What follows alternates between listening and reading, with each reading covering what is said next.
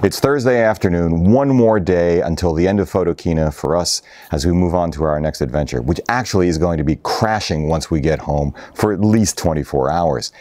This is our first Photokina, and it has been extraordinary.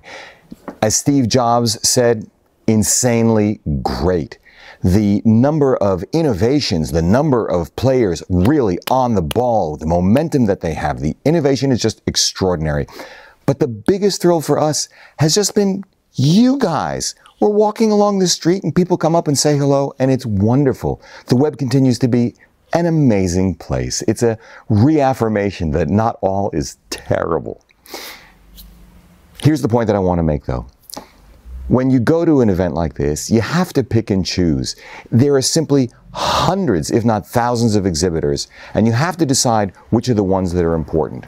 We've done that this year. Fujifilm, the L Consortium, that is the top of the chart by far. And it's a shame really, because there are so many other companies that are deserving of our attention. So, on the last evening before the end of Photokina, we wanted to introduce you to just one. Now, many of you will already know broncolor. It is an extraordinary lighting company, made its name in studio strobes, but has just expanded into continuous lighting. And for someone like me, a hybrid shooter, that's really interesting. So, thanks to Dan Wang at Hasselblad, who is the US distributor for Bron, I was able to get in touch with Urs Goss. And in fact, Claudia and I were going to visit their factory in Basel. We just couldn't make it happen. Still, I was delighted that Urs made time for me at Photokina. So, here we go, your introduction to broncolor. Hey everybody, I'm Hugh Brownstone for 3 Blind Men and an Elephant, and we're here at Photokina 2018 in Cologne, Germany.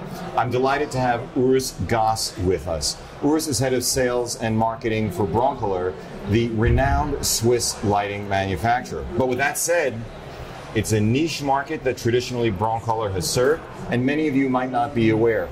So Urs, once again, I'm delighted to be here with you. And would love to have you take us through the history of the company and your latest product innovations. Okay, good. Thank you very much.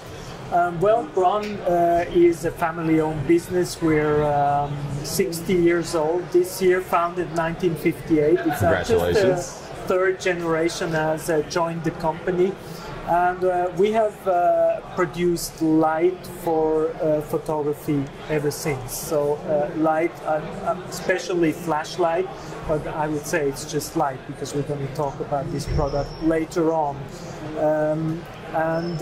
Yeah, I mean, we have a whole range of products. We have a whole range of light shapers, we have monolights, and we have power packs, we have small lights. So I think we have everything for product photography, fashion photography, small details, is it food photography, or of course also products for museum, cultural heritage. Everything special I think we can do with our products. It's a top-end company. Guys, as Claudia, because she's Swiss, always likes to tell me, in the years that she was working in Switzerland with professional photographers, broncolor was it, except no substitutes, which comes from some ad campaign, I can't remember which one. But, okay, these are high-end lights.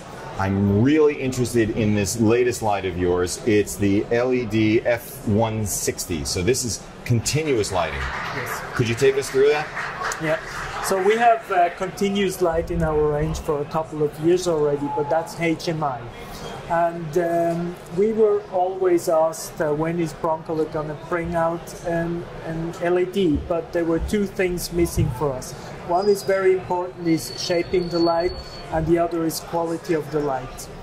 HMI has all that, but it has also its disadvantages, but with this light here we can really tick all the boxes. It's the first LED light that can really be used with all our light shaping tools, and this is due to two facts.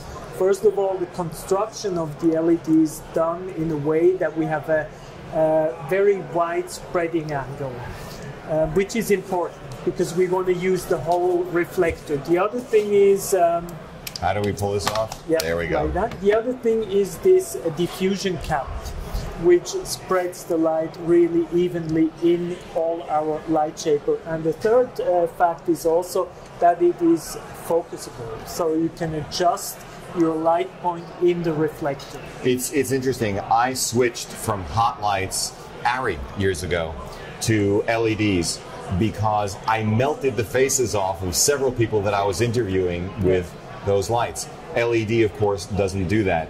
But I'm struck at the shape of this because then these reflectors matter a whole lot more.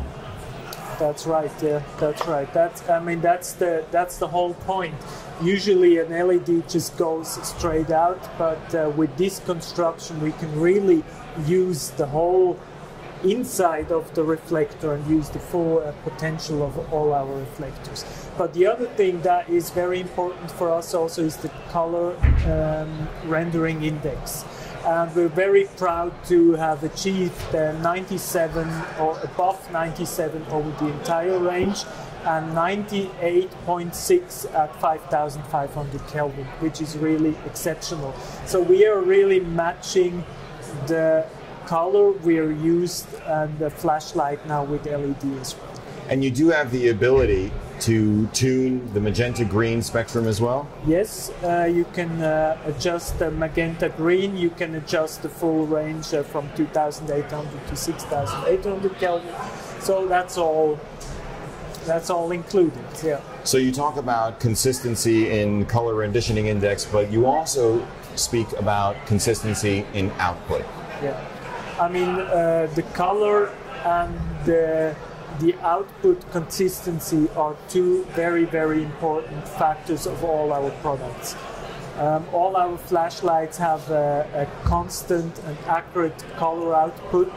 Whatever you do from flash to flash, we have a very constant power output. I think these are two important factors for you as a photographer.